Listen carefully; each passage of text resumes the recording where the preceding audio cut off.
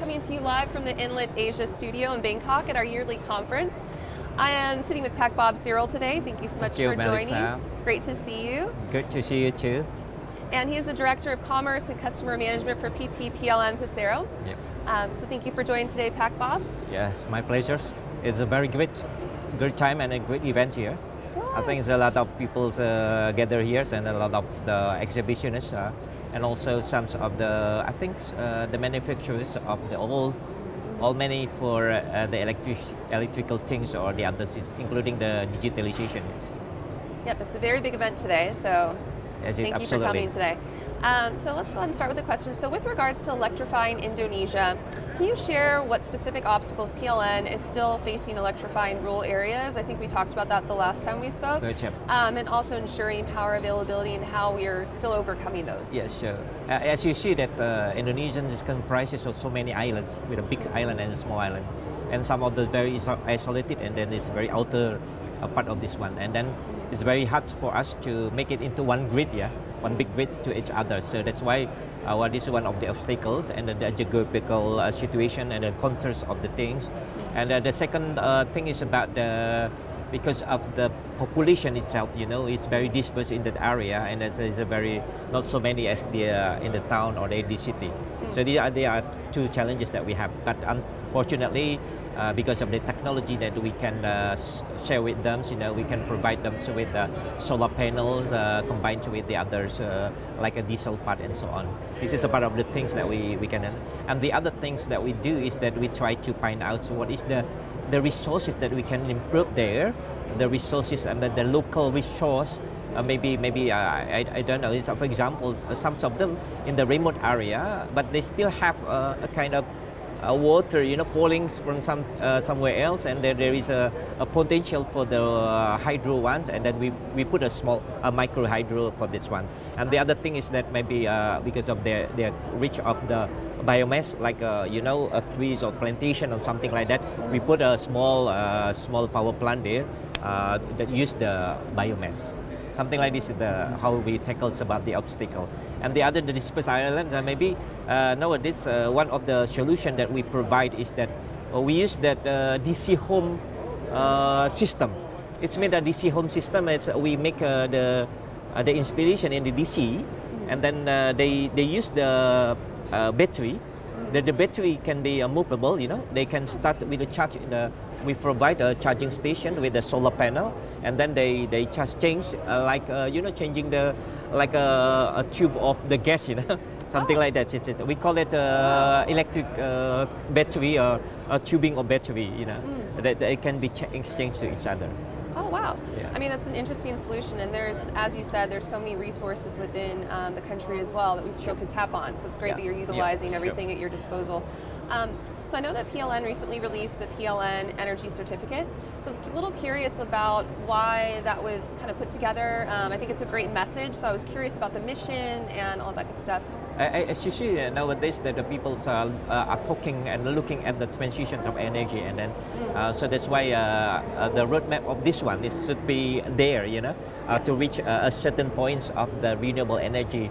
And the second one, they want to get green again. And then some in the market itself, in the market usually the people wants to have the footprints of the renewable that you use for their product.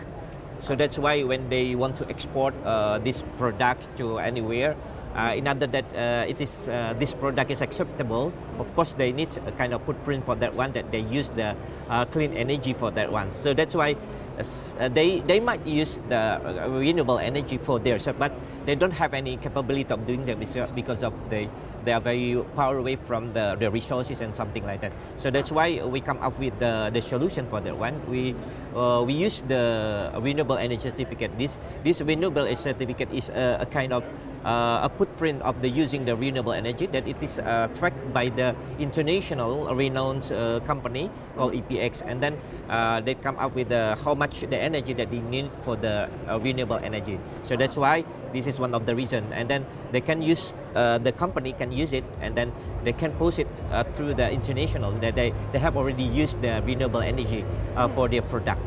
Oh, okay.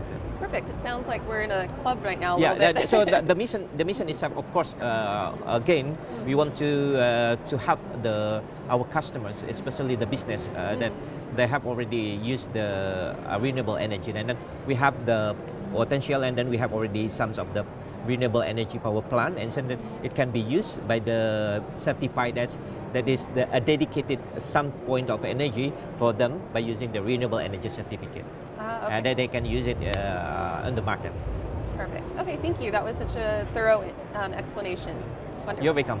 Nice to meet you again. Thank you, Melissa. Pak Bob. Thank you. And then for the next question, so technology is being used more and more to improve customer experiences, and I know that that's something that you're really passionate about. How is this going to develop in the future and even in the next couple of years, do you think? So for our customers, there are two things that we want to have. Is that, of course, the main point of this one is that we want to make a solution to what the customer needs and what the customer wants. This is the first thing, and then we want to have them, to grow their business itself. So that's why we come up with it to a solution of the product itself or the service that is a total solution for service. And then secondly, we want to use a digitalization for our product and then our service. For example, in order that they can engage with us, we launch a kind of apps, they call it PLN mobile apps. This is a super apps that every customers, this is a one touch, everything. If they have a problems, they want to have to ask another service or any service that they want. For example, including for the electrical EV, electric vehicle, and something like we put that and for the charging. So that's why in the apps. This is the second things that we did, and then I think we can do more for the customer itself. So what we want to integrate our server into one integration and bundle service. For example, nowadays, because of the needs of the customers, they not only what we call having the electricity as the service itself. They want to do more. For example, in their